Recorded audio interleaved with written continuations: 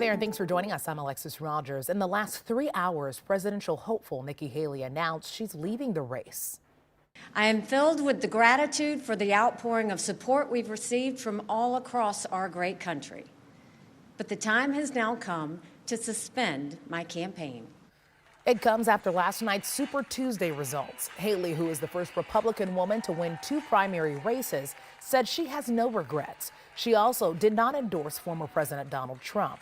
Instead, the former South Carolina governor encouraged him to earn the support of Republicans and independent voters who backed her.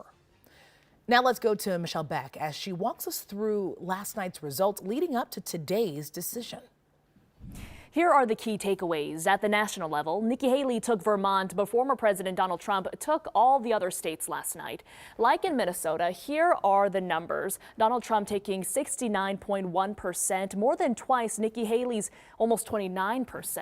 And that's really cleared the way for him to face off against Joe Biden. November 5th, it's right around the corner. November 5th is going to go down as the single most important day in the history of our country. As for Biden, he tweeted last night in part, every generation of Americans will face a moment when it has to defend democracy. This is our fight. We also know Joe Biden won here in Minnesota, 70.6%.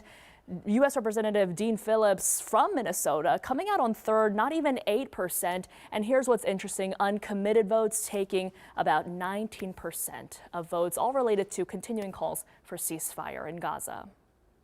Michelle, thank you. So here's where the candidates stand in the race for official nominations. Former President Donald Trump now has 995 of the 1,215 delegates he needs. With Haley dropping out ahead of more voting, he will most likely be the nominee. On the Democratic side, President Biden is in complete control of the race with nearly 1,500 delegates. He needs just under 2,000 delegates for a nomination. Minnesota Representative and presidential candidate Dean Phillips is expressing his disappointment in the results on social media.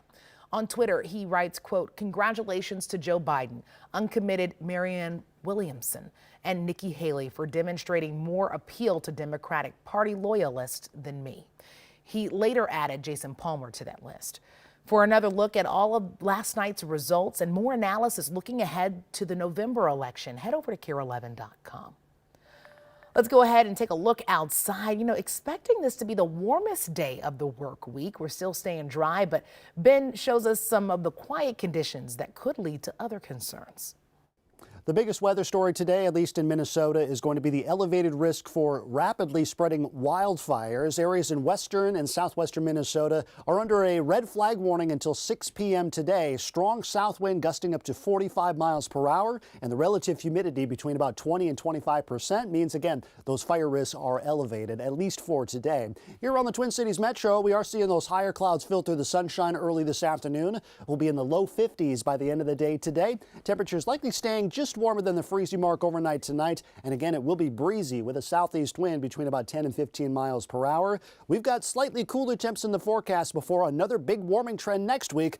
We'll explain coming up. Right now, a protest is just beginning at MSP Airport. It's part of the third and final day of a strike involving thousands of janitorial workers all across the Twin Cities.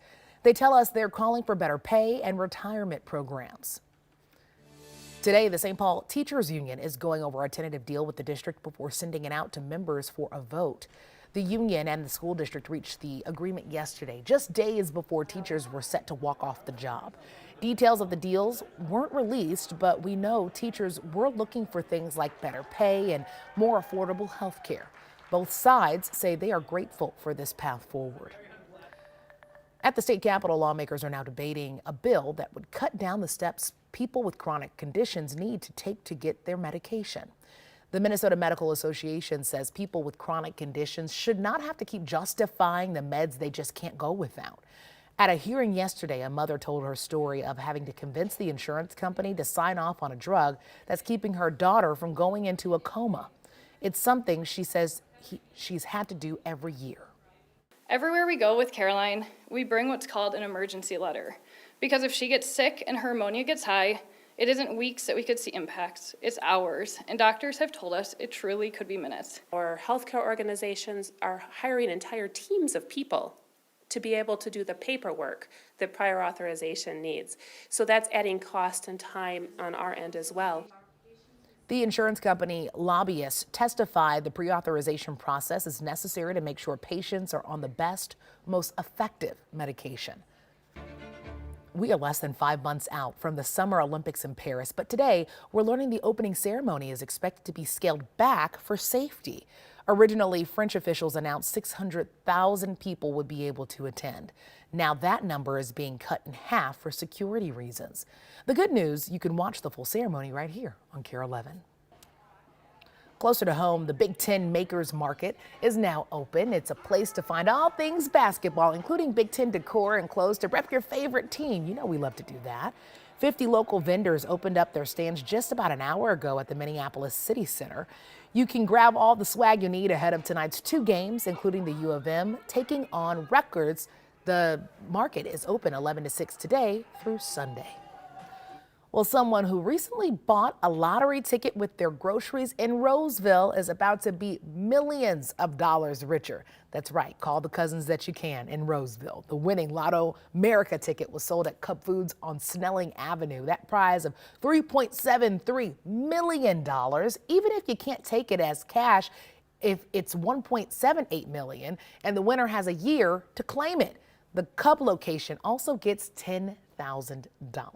Now, if that's not you, there's still another really big prize out there. The Mega Millions jackpot is now up to $687 million with the drawing on Friday.